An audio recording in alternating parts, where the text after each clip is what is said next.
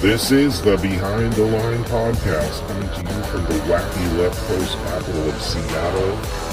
News from the Pacific Northwest, the left coast, the U.S., and the world that matters. The stories the MSM won't talk about.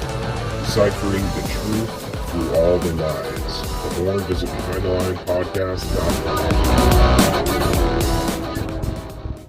Let me read something to you and tell me if any of this sounds familiar to you. The basis of successful guerrilla combat is offensive action combined with surprise. During periods of low visibility, the guerrilla attacks, tries to gain a momentary advantage of firepower, executes his mission to capture or destroy personnel and equipment, and leaves the scene of action as rapidly as possible. Normally, the guerrilla does not consistently operate in one area, but varies his operations so that no pattern is evident. If possible, he strikes 2 or 3 targets simultaneously to divide the enemy pursuit and reinforcement effort. These attacks are normally conducted during periods of low visibility and are directed against isolated outposts, weakly defended locations, or the moving enemy. Guerrilla operations wear down and inflict casualties upon the enemy, cause damage to supplies and facilities, and hinder and delay enemy operations. The success of guerrilla operations, even the fact that the guerrillas continue to exist, lowers enemy morale and prestige, disrupts the economy, politics, and industry of the enemy or enemy-occupied areas, and maintains the morale and will to resist of the native population.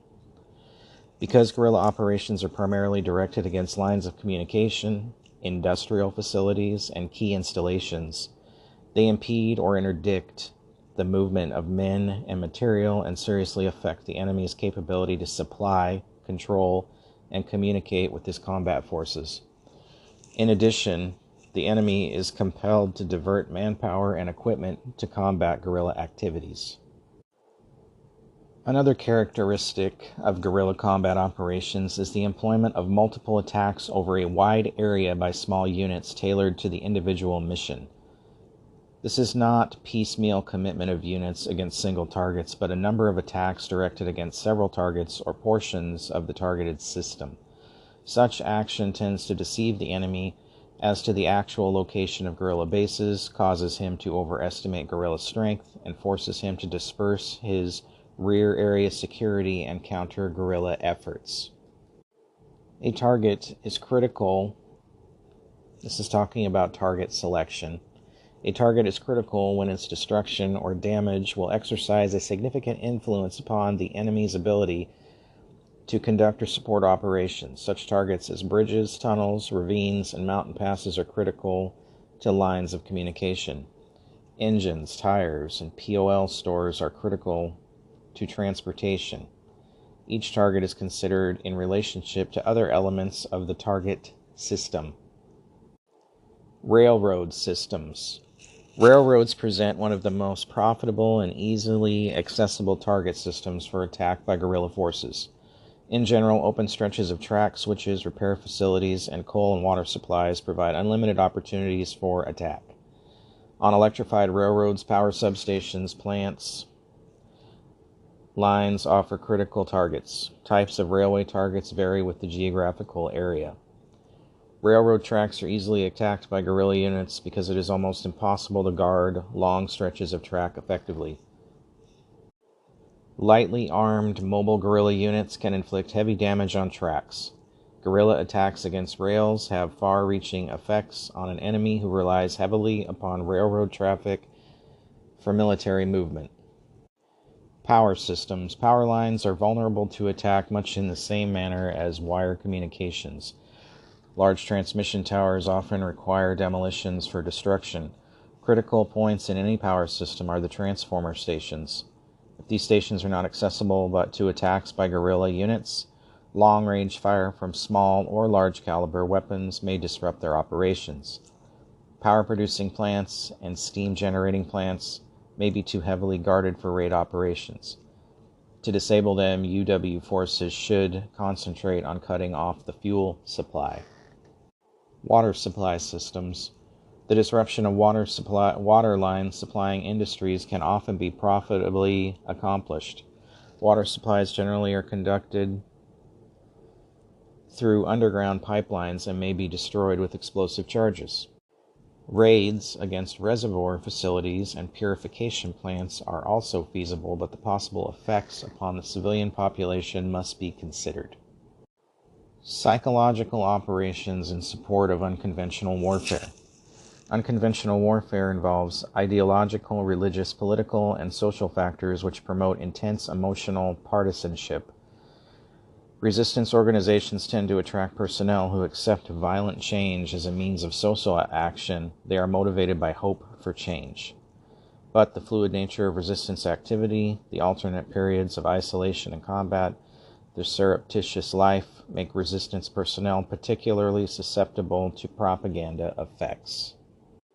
These are just a few excerpts from the U.S. Army Field Manual 31-21, Guerrilla Warfare and Special Forces Operations. And I would ask you, the things that you've seen going on, especially over the last 2 years now, all the factory fires, all the supply chain disruptions, all the cyber attacks, the train derailments, food disruption, power disruption, internet disruptions, air traffic disruptions, oil and gas facility fires, balloons, mass shootings, open borders. The media and fact checkers would have you believe that this stuff is all just normal. This happens every single year. But tell me when the last time was you saw this much of it being reported day after day. This stuff going on in our country is sabotage, whether that's by elements of our own government or some other country, I don't know. But there is too much of it, and it's too coincidental to say that it's accidental. You have a government administration that lies about everything. So, of course, they're not going to tell us if this is sabotage. They want us to believe that everything's just fine. We're in a proxy war with Russia, and I would argue with China. And I believe these attacks, and they are attacks in this country, it is sabotage. It is guerrilla in nature. From everything I just read from that manual, and you look at the things going on, all these events have the nature and characteristics of sabotage and guerrilla warfare actors.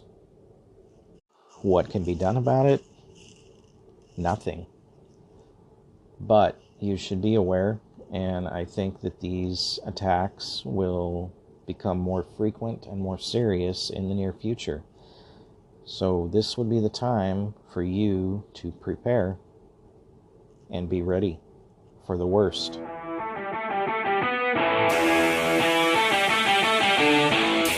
Thank you for listening to the Behind the Line podcast. If you like this broadcast, please like and share it. Please follow us on Facebook, Rumble, YouTube, Twitter, Truth Social, Telegram, Gab, Parler, and LinkedIn.